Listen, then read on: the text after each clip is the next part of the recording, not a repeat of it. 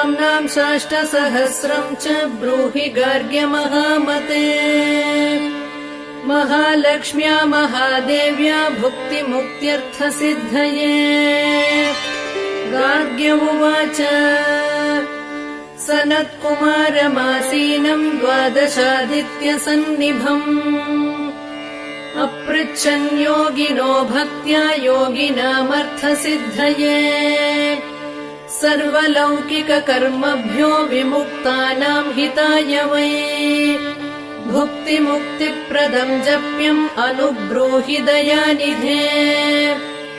सनत्कुमार भगवन् सर्वज्ञोऽसि विशेषतः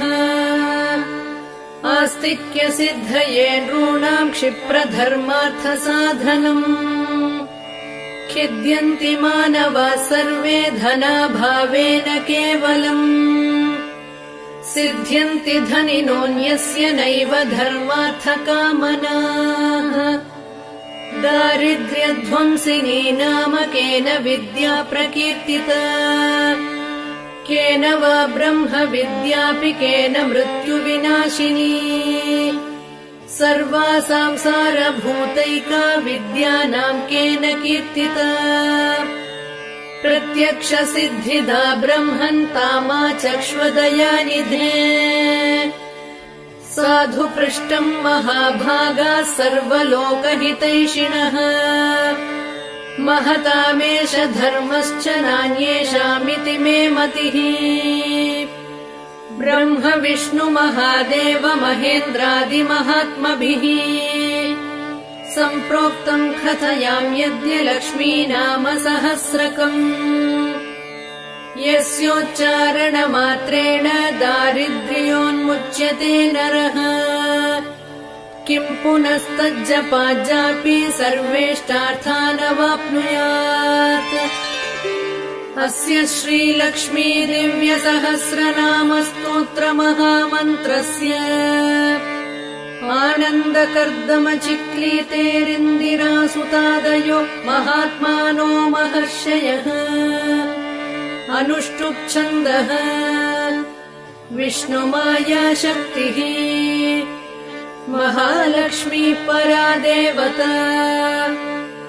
श्रीमहालक्ष्मी प्रसादद्वारा सर्वेष्टार्थसिद्ध्यर्थे जपे विनियोगः। ध्यानम् पद्मनाभप्रियाम् देवीम् पद्माक्षीम् पद्मवासिनीम् पद्मवक्त्राम् पद्महस्ताम् वन्दे पद्मार्महर्निशम्। पूर्णेन्दुवदनाम् दिव्यरत्नाभरणभूषिताम् वरदाभयहस्ताढ्याम् ध्यायेच्चन्द्रसहोदरी। इच्छारूपाम् भगवतः सच्चिदानन्दरूपिणी सर्वज्ञाम् सर्वजननीम् विष्णुवक्षस्थलालयाम्। दयाळुमनिशम् ध्यायेत् सुखसिद्धिस्वरूपिणी नित्यागतानन्त नित्यानन्दिनी जनरञ्जनी नित्यप्रकाशिनी चैव स्वप्रकाशस्वरूपिणी। महालक्ष्मीर्महाकाली महाकन्या सरस्वती भोगवैभवसन्धात्री भक्तानुग्रहकारिणी। ईशावास्या महामाया महादेवी महेश्वरी हृल्लेखा परमाशक्तिर्मातृका बीजरूपिणी। नित्यानन्दा नित्यबोधानादिनी जनमोदिनी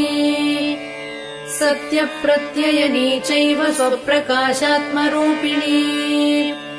त्रिपुरा भैरवी विद्या हंसा वागीश्वरी शिवा वाग्देवी च महारात्रिः कालरात्रिस्त्रिलोचना भद्रकाली कराळी च महाकाली तिलोत्तमा काली कराळवक्त्रान्ता कामाक्षी कामदा शुभा चण्डिका चण्डरूपेशा चामुण्डा चक्रधारिणी त्रैलोक्यजयिनी देवी त्रैलोक्यविजयोत्तमा सिद्धलक्ष्मी क्रियालक्ष्मीर्मोक्षलक्ष्मी प्रसादिनी उमा भगवती दुर्गा चान्द्री दाक्षायणी शिवा प्रत्यङ्गिराधरा वेला लोकमाता हरिप्रिया पार्वती परमा देवी ब्रह्म विद्या प्रदायिनी अरूपा बहुरूपा च विरूपा विश्वरूपिणी पञ्चभूतात्मिका वाणी पञ्चभूतात्मिका परा काली मा पञ्चिका वाग्मी हविप्रत्यधिदेवता देवमाता सुरेशाना देवगर्भाम्बिका धृतिः संख्या जातिः क्रिया शक्तिः प्रकृतिर्मोहिनी मही यज्ञविद्या महाविद्या गुह्यविद्या विभावरी ज्योतिष्मती महामाता सर्वमन्त्रफलप्रदा दारिद्र्यध्वंसिनी देवी हृदयग्रन्थिभेदिनी सहस्रादित्य संकाशा चन्द्रिका चन्द्ररूपिणी गायत्री सोम सम्भूतिः सावित्री प्रणवात्मिका शाङ्करी वैष्णवी ब्राह्मी सर्वदेव नमस्कृता सेव्य दुर्गा कुबेराक्षी करवीरनिवासिनी जया च विजया चैव जयन्ती चापराजिता कुब्जिका कालिका शास्त्री वीणा पुस्तकधारिणी सर्वज्ञशक्तिः श्रीशक्तिर्ब्रह्म विष्णु शिवात्मिका इडा पिङ्गलिका मध्या मृणाली तन्तुरूपिणी यज्ञेशानी प्रथा दीक्षा दक्षिणा सर्वमोहिनी अष्टाङ्गयोगिनी देवी निर्बीज ध्यान गोचरा सर्वतीर्थस्थिता शुद्धा सर्वपर्वतवासिनी वेदशास्त्र प्रभा देवी षडङ्गादिपदक्रमा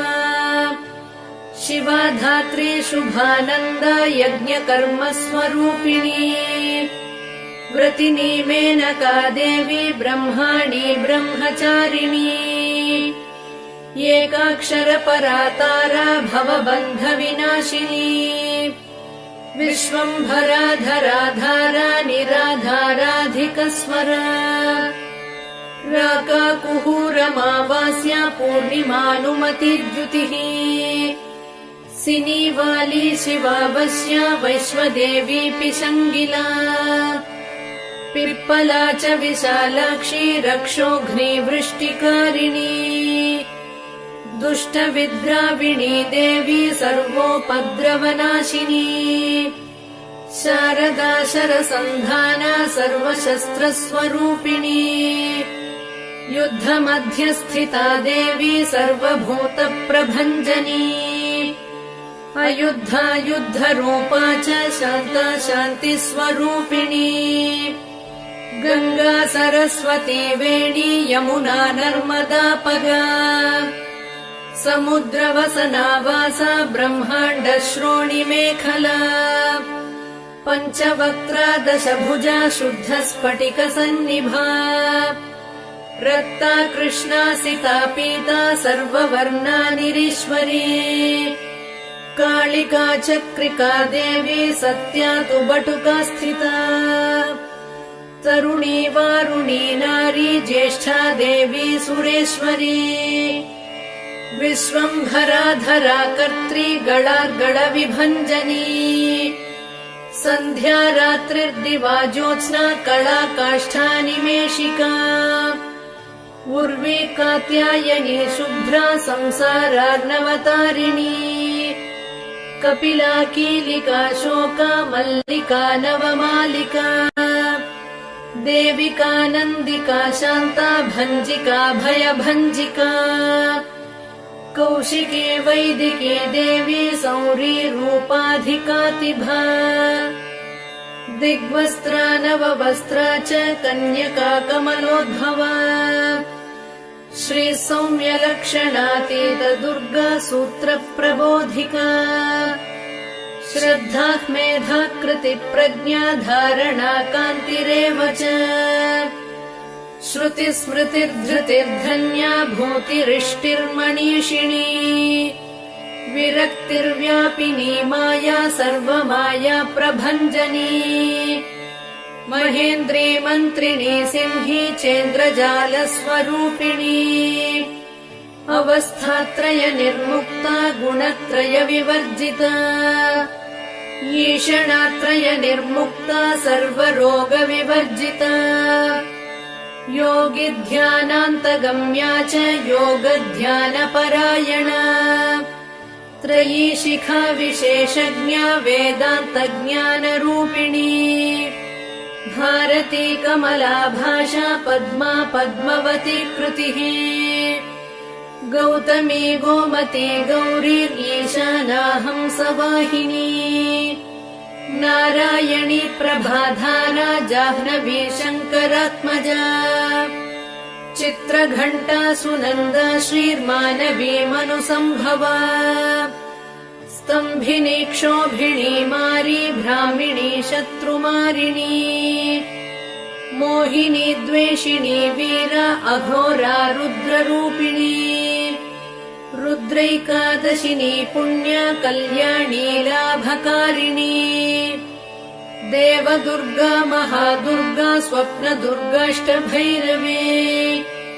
सूर्यचन्द्राग्निरूपा च ग्रहनक्षत्ररूपिणी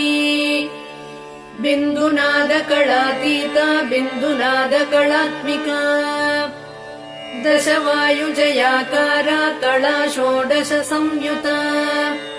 काश्यपी कमला देवी नादचक्रनिवासिनी मृडाधारा स्थिरा गुह्या देविका चक्ररूपिणी अविद्या शार्वरी भुञ्जा जम्भासुरनिबर्हिणी श्रीकाया श्रीकला शुभ्रा कर्म निर्मूलकारिणी आदिलक्ष्मीर्गुणाधारा पञ्चब्रह्मात्मिका परा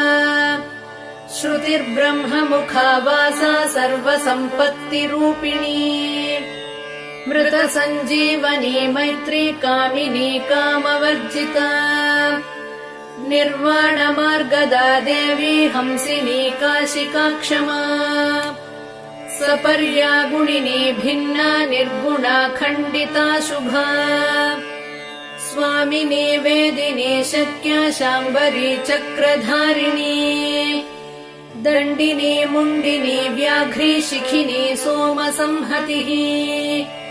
चिन्तामणिश्चिदानन्द पञ्चबाणा प्रबोधिनी बाणश्रेणिः सहस्राक्षी सहस्रभुजपादुका सन्ध्यावलिस्त्रिसन्ध्याख्या ब्रह्माण्डमणिभूषणा वासवी वारुणी सेना कुलिका मन्त्ररञ्जनी जितप्राणस्वरूपा च कान्ता काम्यवरप्रदा मन्त्रब्राह्मण विद्यार्थानादरूपा हविष्मती आथर्वणि श्रुतिः शून्या कल्पना वर्जिता सती सत्ता जातिः प्रमामेया प्रमितिः प्राणदा गतिः अवर्णा पञ्चवर्णा च सर्वदा भुवनेश्वरी त्रैलोक्यमोहिनी विद्या सर्वभर्त्रीक्षराक्षरा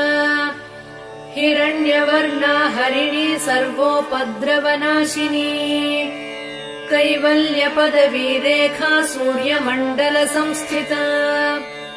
सोममण्डलमध्यस्था वह्निमण्डलसंस्थिता वायुमण्डलमध्यस्था व्योममण्डलसंस्थिता चक्रिका चक्रमध्यस्था चक्रमार्गप्रवर्तिनी कोकिला कुलचक्रेशा पक्षतिः पङ्क्तिपावनी सर्वसिद्धान्तमार्गस्था षड्वर्णावरवर्जिता शररुद्रहराहन्त्री सर्वसंहारकारिणी पुरुषा पौरुषी तुष्टिः सर्वतन्त्रप्रसूतिका अर्धनारीश्वरी देवी सर्वविद्याप्रदायिनी भार्गवी भूजुषी विद्या सर्वोपनिषदा स्थिता व्योमकेशाखिल प्राणा पञ्चकोश विलक्षणा पञ्चकोशात्मिका प्रत्यक् पञ्च ब्रह्मात्मिका शिवा जगज्जरा जनित्री च पञ्चकर्म प्रसूतिका वाग्देव्याभरणाकारा सर्वकाम्यस्थिता स्थितिः अष्टादश चतुष्षष्टि पीठिका विद्यया युता कालिकाकर्षण श्यामा यक्षिणी किन्नरेश्वरी केतकी मल्लिका शोकवाराही धरणी ध्रुवा नारसिंही महोग्रास्या भक्तानामार्तिनाशिनी अन्तर्बला स्थिरा लक्ष्मीर्जरा मरणनाशिनी श्रीरञ्जिता महामाया सोमसूर्याग्निलोचना अदितिर्देवमाता च अष्टपुत्राष्टयोगिनी अष्टप्रकृतिरष्टाष्टविभ्राजद्विकृताकृतिः दुर्भिक्षध्वंसिनी देवी सीता सत्या च रुक्मिणी ख्यातिजा भार्गवी देवी देवयोनिस्तपस्विनी शाकम्भरी महाशोणा गरुडोपरि संस्थिता सिंहगा व्याघ्रगा देवी वायुगा च महादृगा अकारादिक्षकारान्ता सर्वविद्याधिदेवता मन्त्रव्याख्यान निपुणा ज्योतिश्शास्त्रैकलोचना इडा पिङ्गलिका मध्या सुषुम्ना ग्रन्थिभेदिनी कालचक्राश्रयोपेता कालचक्रस्वरूपिणी वैशारदी मतिश्रेष्ठा वरिष्ठा सर्वदीपिका वैनायकी वरारोहा श्रोणिवेला बहिर्बलिः जम्भिनी जृम्भिणी जम्भकारिणी गणकारिका शरिणी चक्रिकानन्ता सर्वव्याधिचिकित्सकी देवकी देवसङ्काशा वारिधिः करुणाकरा शर्वरी सर्वसम्पन्ना सर्वपापप्रभञ्जनी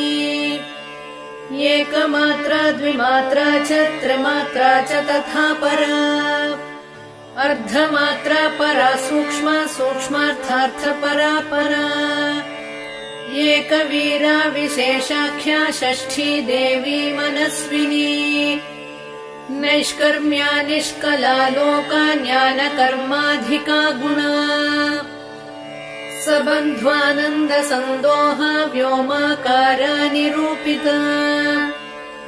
गद्यपद्यात्मिका वाणी सर्वालङ्कार संयुता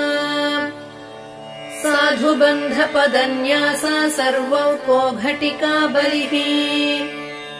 षट्कर्मा कर्कशाकारा सर्वकर्म विवर्जिता आदित्यवर्णा चापर्णा कामिनी वररूपिणी ब्रह्माणी ब्रह्मसन्ताना वेदवागीश्वरी शिवा पुराणन्यायमीमांसा धर्मशास्त्रागमश्रुता सद्यो वेदवती सर्वा हंसी विद्याधिदेवता विश्वेश्वरी जगद्धात्री विश्वनिर्माणकारिणी वैदिकी वेदरूपा च कालिका कालरूपिणी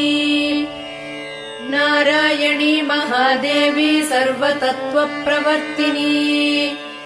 हिरण्यवर्णरूपा च हिरण्यपदसम्भवा कैवल्यपदवी पुण्या कैवल्यज्ञानलक्षिता ब्रह्मसम्पत्तिरूपा च ब्रह्मसम्पत्तिकारिणी वारुणी वारुणाराध्या सर्वकर्मप्रवर्तिनी एकाक्षरपरा युक्ता सर्वदारिद्र्यभञ्जिनी पाशाङ्कुशान्विता दिव्या वीणा व्याख्याक्षसूत्रभृत् एकमूर्तिस्त्रये मूर्तिर्मधुकैटभभञ्जिनी साङ्ख्या साङ्ख्यवती ज्वाला ज्वलन्ती कामरूपिणी जाग्रती सर्वसम्पत्तिः सुषुप्ता स्वेष्टदायिनी कपालिनी महादंष्ट्रा भ्रुकुटी कुटिलानना सर्वावासा सुवासा च बृहत्यष्टिश्च शक्वरी छन्दो गणप्रतिष्ठा च कल्माशी करुणात्मिका चक्षुष्मती महाघोषा खड्गचर्मधरा शनिः शिल्पवैचित्र्यविद्योता सर्वतो भद्रवासिनी अचिन्त्यलक्षणाकारा सूत्रभाष्यनिबन्धना सर्ववेदार्थसम्पत्तिः सर्वशास्त्रार्थमातृका अकारादिक्षकारान्त सर्ववर्णकृतस्थला सर्वलक्ष्मीः सदानन्दा सारविद्या सदाशिवा सर्वज्ञा सर्वशक्तिश्च खेचरी रूपगोच्छ्रुता अणिमादिगुणोपेता पराकाष्ठा परागतिः हंसयुक्तविमानस्था हंसारूढा शशिप्रभा भवानी वासनाशक्तिराकृतिस्थाखिलाखिला तन्त्रहेतुर्विचित्राङ्गी व्योमगङ्गा विनोदिनी वर्षा च वार्षिकी चैव ऋग्यजुस्सामरूपिणी महानदी नदी पुण्या अगण्यागण्यगुणक्रिया समाधिगतलभ्यार्था श्रोतव्या स्वप्रिया घृणा नामाक्षरपरा देवी उपसर्गनखाञ्चिता निपातोरुद्वयी जङ्घा मातृका मन्त्ररूपिणी आसीना च शयाना च तिष्ठन्ती धावनाधिका लक्ष्यलक्षणयोगाढ्या ताद्रूप्यगणनाकृतिः सैकरूपा नैकरूपा सेन्दुरूपा तदाकृतिः समासतद्धिताकारा विभक्तिवचनात्मिका स्वाहाकारा स्वधाकारा श्रीपत्यर्धाङ्गनन्दिनी गम्भीरा गहना गुह्या योनिलिङ्गार्धधारिणी शेषवासुकि संसेव्या चपला वरवर्णिनी कारुण्याकार सम्पत्तिः कीलकृन्मन्त्रकीलिका शक्तिबीजात्मिका सर्वमन्त्रेष्टाक्षयकामना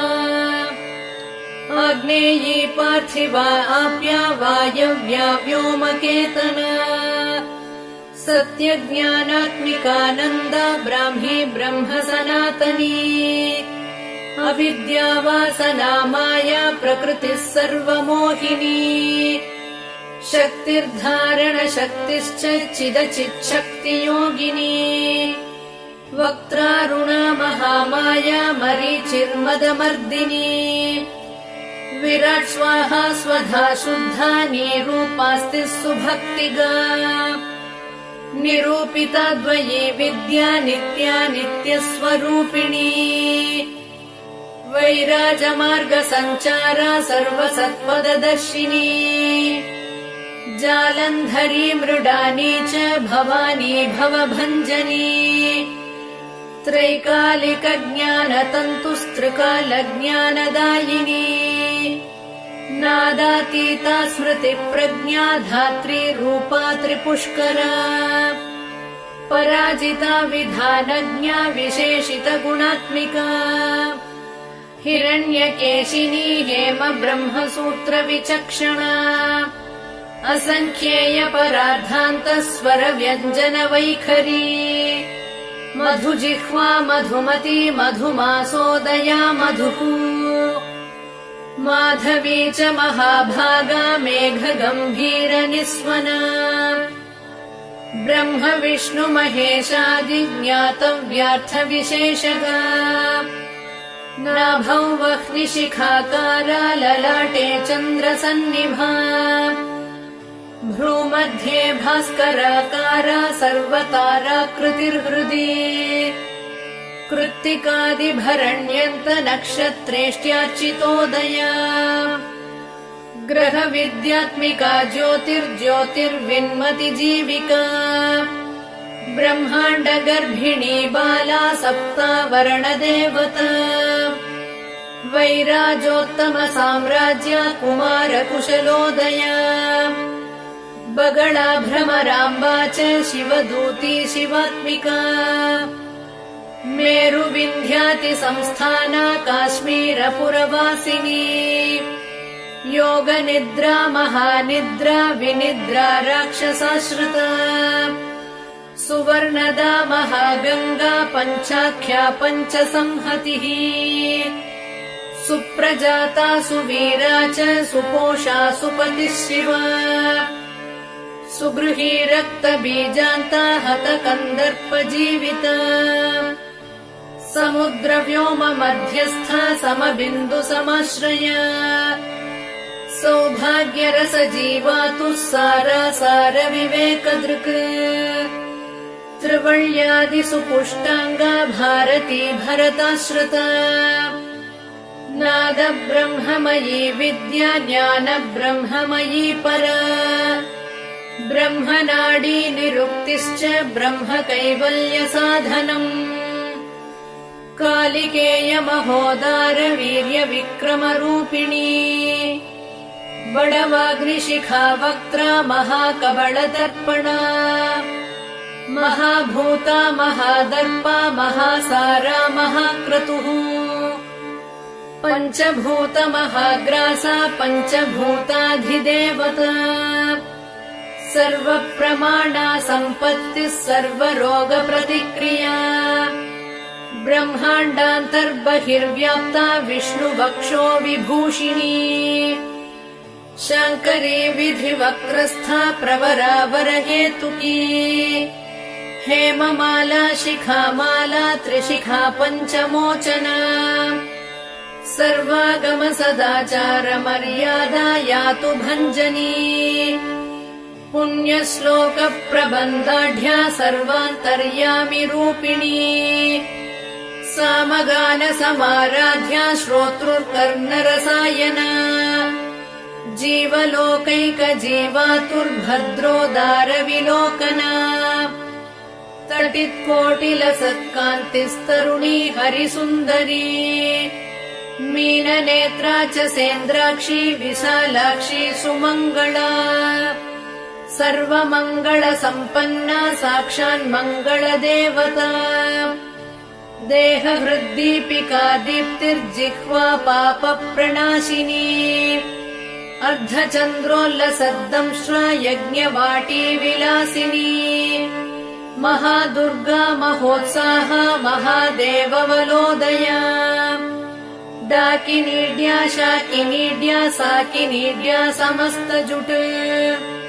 निरङ्कुशा नाकिवन्द्या षडाधाराधिदेवता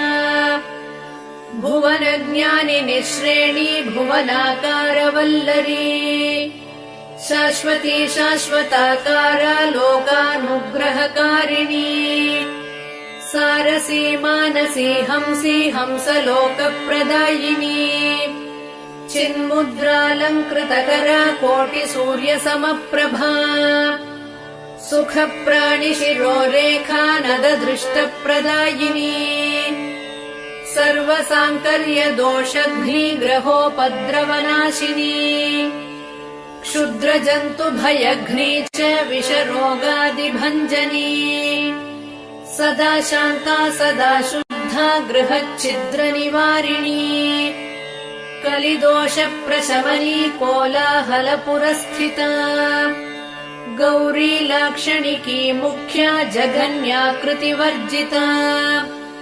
माया विद्या मूलभूता वासवी विष्णुचेतना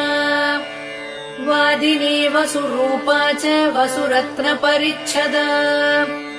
छान्दसी चन्द्रहृदया मन्त्रस्वच्छन्द भैरवी वनमाला वैजयन्ती पञ्चदिव्यायुधात्मिका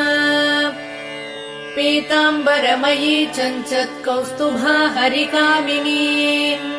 नित्या तथ्या रमा रामा रमणी मृत्युभञ्जनी ज्येष्ठा काष्ठा धनिष्ठान्ता शराङ्गी निर्गुणप्रिया मैत्रेया मित्रविन्दा च शेषकलाशया वाराणसी वासलभ्या च आर्यावर्तजनस्तुता जगदुत्पत्ति संस्थान संहारत्रय कारणम् त्वमम्ब विष्णु सर्वस्वम् नमस्तेऽस्तु महेश्वरी नमस्ते सर्वलोकानां जनन्यै पुण्यमूर्तये सिद्धलक्ष्मीर्महाकाली महालक्ष्मी नमोऽस्तु ते सद्यो जातादिपञ्चाग्निरूपा पञ्चकपञ्चकम् यन्त्रलक्ष्मीर्भवत्यादिराद्याद्येते नमो नमः सृष्ट्यादिकारणाकार वितते दोषवर्जिते जगल्लक्ष्मीर्जगन्मातर्विष्णुपत्नि नमोऽस्तु ते नवकोटिमहाशक्ति समुपास्य पदाम्बुजे कनत्सौवर्णरत्नाढ्य सर्वाभरणभूषिते अनन्त नित्यमहिषी प्रपञ्चेश्वर नायकी अत्युच्छ्रुतपदान्तस्थे परमव्योमनायकी नाकपृष्ठगताराध्ये विष्णुलोकविलासिनी वैकुण्ठराजमहिषी श्रीरङ्गनगराश्रिते रङ्गनायकी भूपुत्री कृष्णे वरदवल्लभे कोटिब्रह्मादिसंसेव्ये कोटिरुद्रादिकीर्तिते मातुलुङ्गमयम् खेटम् सौवर्णचषकम् तथा पद्मद्वयम् पूर्णकुम्भम् कीरम् च वरदाभये पाशमङ्कुशकम् शङ्खम् चक्रम् शूलम् कृपाणिकाम् धनुर्बाणौ चाक्षमालाम् चिन्मुद्रामपि बिभ्रति अष्टादशभुजे लक्ष्मी महाष्टादशपीठगे भूमिनीलादिसंसेव्ये स्वामि चित्तानुवर्तिनी पद्मे पद्मालये पद्मी पूर्णकुम्भाभिषेचिते इन्दिरेन्दिन्दिराभाक्षी क्षीरसागरकन्यके भार्गवित्वम् स्वतन्त्रेच्छा वशीकृतजगत्पतिः मङ्गलम् मङ्गलानाम् त्वम् देवतानाम् च देवता त्वमुत्तमोत्तमानाम् च त्वम् श्रेयः परमामृतम् धनधान्याभिवृद्धिश्च सार्वभौमसुखोच्छ्रया आन्दोलिकादिसौभाग्यम् मत्ते भाति महोदयः पुत्रपौत्राभिवृद्धिश्च विद्या भोगबलादिकम् आयुरारोग्यसम्पत्तिरष्टैश्वर्यम् त्वमेव हि परमेश विभूतिश्च सूक्ष्मात् सूक्ष्मतरा गतिः सदयापाङ्गसन्दत्त ब्रह्मेन्द्रादिपदस्थितिः अव्याहतमहाभाग्यम् त्वमेवाक्षोभ्यविक्रमाः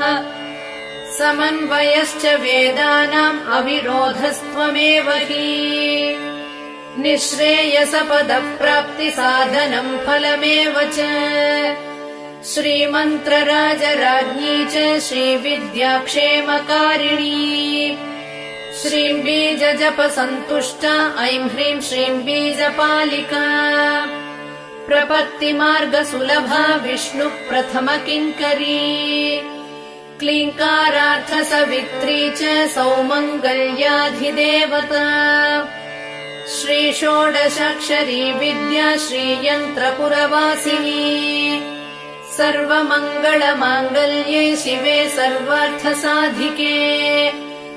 शरण्ये त्र्यम्बके गौरी नारायणि नमोऽस्तु ते पुनः पुनर्नमस्तेऽस्तु साष्टाङ्गमयुतम् पुनः सनत्कुमार उवाच एवम् स्तुता महालक्ष्मीर्ब्रह्मरुद्रादिभिः सुरैः नमद्भिरार्तैर्दीनैश्च निःस्वत्वैर्भोगवर्जितैः ज्येष्ठाजुष्टैश्च निःश्रीकैः संसारास्वपरायणैः विष्णुपत्नी ददौ तेषाम् दर्शनम् दृष्टितर्पणम् शरत्पूर्णेन्दुकोट्याभधवलापाङ्गवीक्षणैः सर्वान् सत्त्वसमाविष्टान् चक्रे हृष्टावरम् ददौ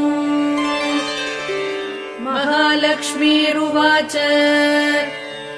नाम्नाम् साष्टसहस्रम् मे प्रमादाद्वापि यः सकृत् कीर्तयेत् तत्कुले सत्यम् वसाम्या चन्द्रतारकम् किम् पुनर्नियमात् जप्तुर्मदेकशरणस्य च मातृवत्सानुकम्पाहम् पोषकी स्यामहर्निशम् मन्नामस्तव ताम् लोके दुर्लभम् नास्ति चिन्तितम् मत्प्रसादेन सर्वेऽपि स्वस्वेष्टार्थमवाप्स्यथ लुप्तवैष्णवधर्मस्य मद्व्रतेष्ववकीर्णिनः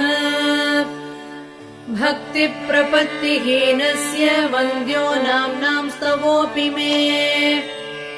तस्मादवश्यम् तैर्दोषैर्विहीनः पापवर्जितः जपेत् साष्टसहस्रम् मे नाम्नाम् प्रत्यहमादरात् साक्षादलक्ष्मीपुत्रोऽपि दुर्भाग्योऽप्यलसोऽपि वा अप्रयत्नापि मूढापि विकलः पतितोऽपि च अवश्यम् प्राप्नुयाद्भाग्यम् मत्प्रसादेन केवलम् स्पृहेयमचिराद्देव वरदानाय जापिनः ददामि सर्वमिष्टार्थम् लक्ष्मीति स्मरताम् ध्रुवम् सनत्कुमार उवाच इत्युक्त्वान्तर्दधे लक्ष्मीर्वैष्णवी भगवत्कला इष्टापूर्तम् च सुकृतम् भागधेयम् च चिन्तितम् स्वम् स्वम् स्थानम् च भोगम् च विजयम् लेभिरे सुराः तदेतत्प्रवदाम् यद्य लक्ष्मी नाम सहस्रकम् योगिनः पठत क्षिप्रम् चिन्तितार्थानवाप्स्यथ गार्ग्य उवाच सनत्कुमारो योगीन्द्र इत्युक्त्वा सदयानिधिः अनुगृह्य ययौ क्षिप्रम् तांश्च 12 योगिनः तस्मादेतद्रहस्यम् च गोप्यम् जप्यम् प्रयत्नतः अष्टम्याम् च चतुर्दश्याम् नवम्याम् भृगुवासरे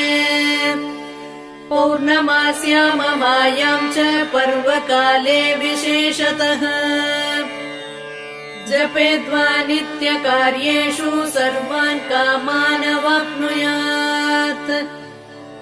इति श्रीस्कन्दपुराणे सनत्कुमारसंहितायाम् लक्ष्मीसहस्रनामस्तोत्रम्